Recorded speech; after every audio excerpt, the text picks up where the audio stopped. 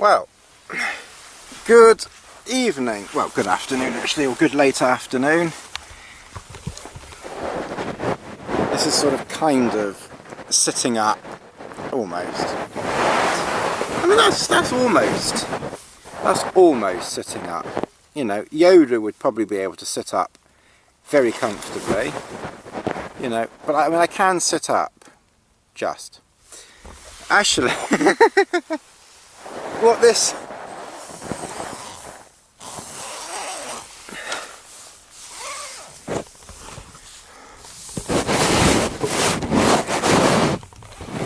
Am I the only one who is thinking, I don't know why I'm thinking this, Laurel and Hardy, when they're in the car, and Hardy, I think, drives off quickly, and Laurel head sticks out the roof of the car.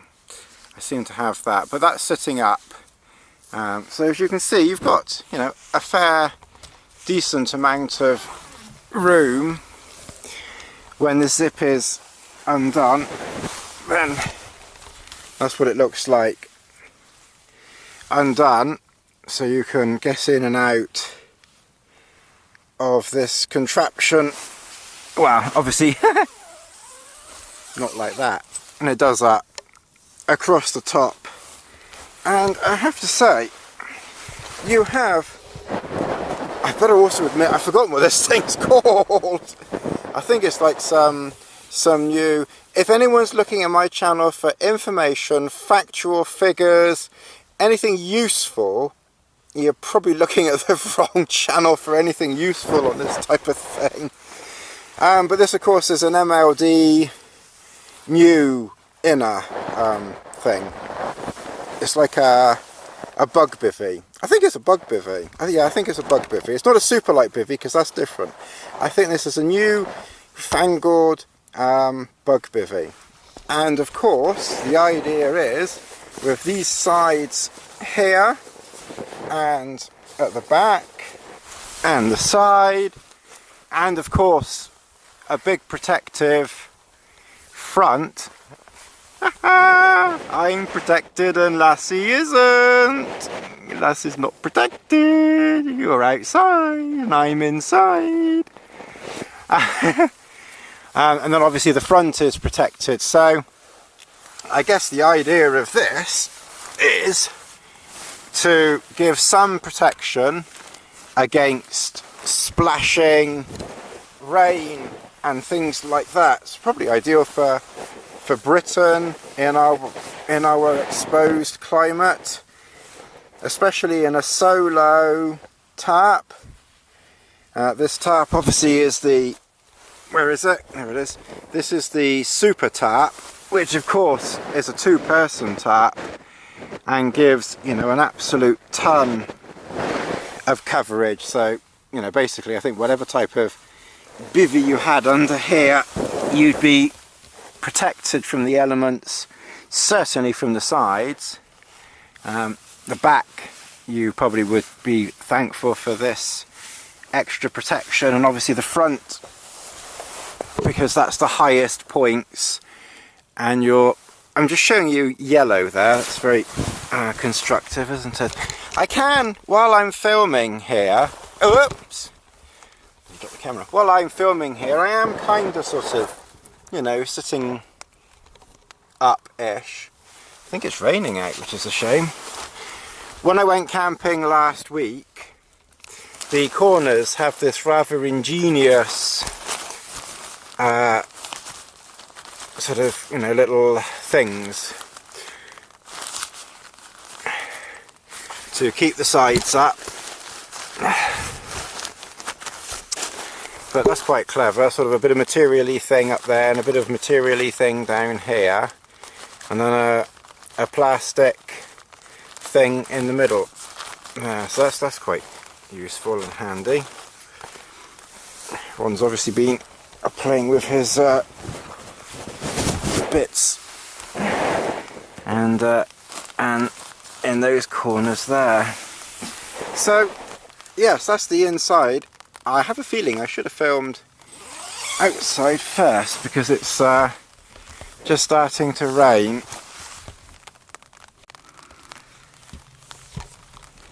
And when it's collapsed down, you basically have, you know, this. So you just take off the bungee cords that hold it up and it drops down.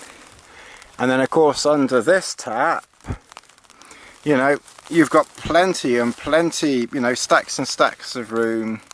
You know, you'd easily get a second person under here if they were brave enough for this type of tapping. And, oh, my cup of tea. Oh yeah, all modern things. Oh yes! Welcome back to the MLD showrooms. Cheddar, I haven't been here for a while. So, yes, this is the MLD showroom. This used to be famous a while ago. I used to be up here almost regularly, pitching and playing with something.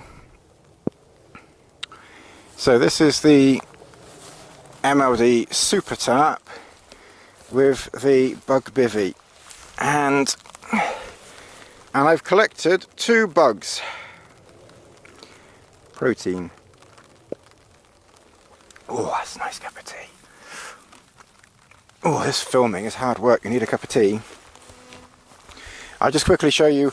I was going to take the Super Tap this last camp when I went to Dartmoor, because I wanted to try that inner with the Super Taps. I had it about a week or so ago, and I thought it would be good with the larger tap being, you know, autumn, a bit more coverage than the smaller tap.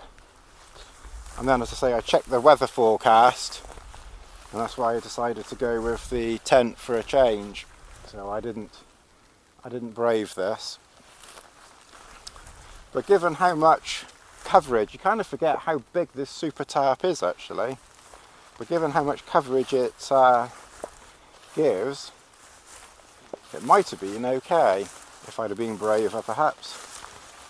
I wasn't quite brave enough for it.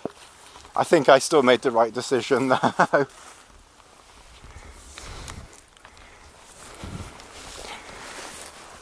But I have to say, there's so much room under these things.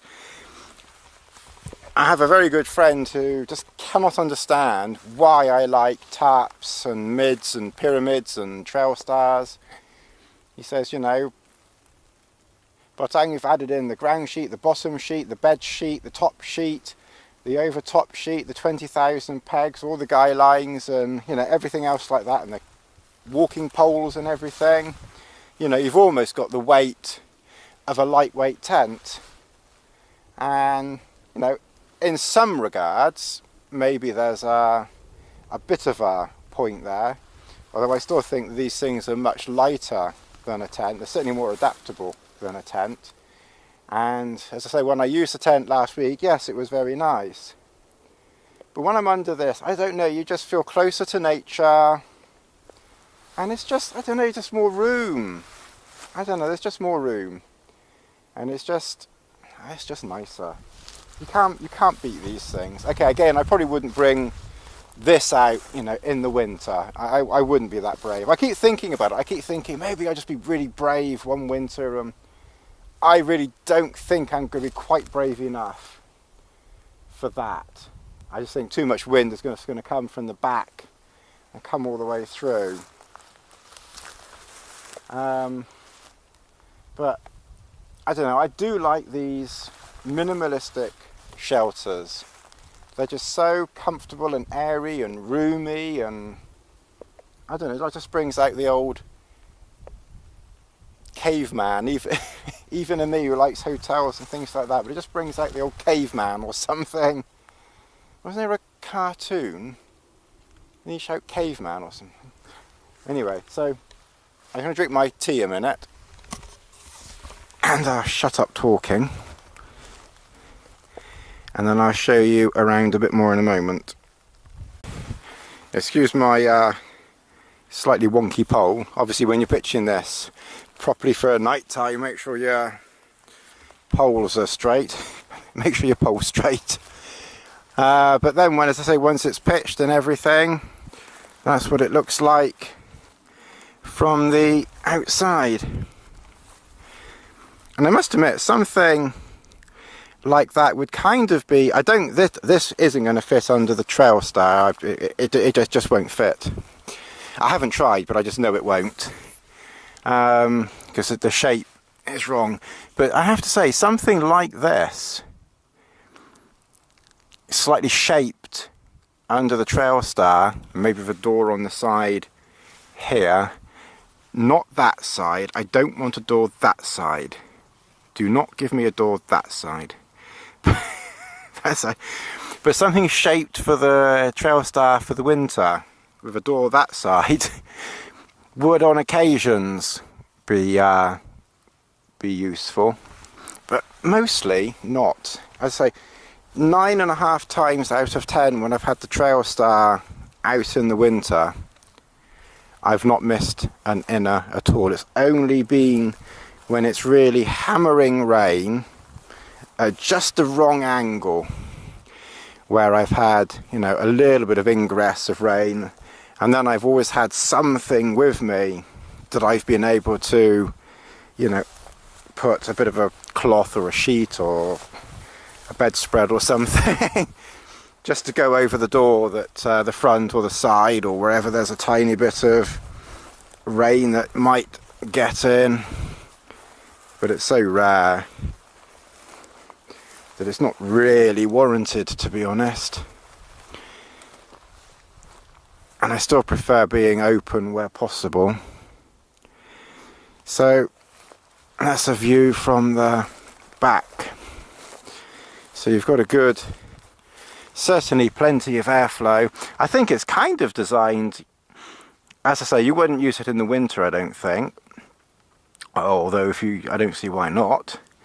But it's mainly used, as I say, I would say for, I look at the expert here trying to give an opinion of what this is used for. Probably like 3-season. And, you know, again, you know, British weather, something like that when you're in an exposed area, when you're exposing yourself. And, you know, you might get some splash around the edges, so it'll help keep splashing out. And then obviously the top keeps the bugs out. So in the spring, summer, autumn, would be good under a tarp rather than a bivy,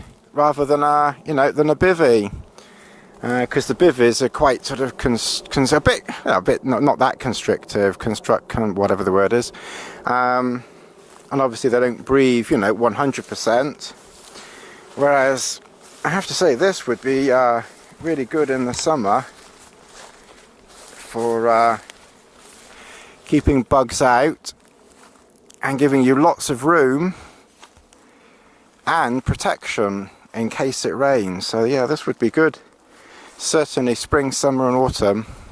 Kind of wish this had been out a few years ago, really. This would have been really interesting to have used this a couple of times when I've been under the tarp rather than the super light bivvy. So this is the Bug Bivy Mark 2.5.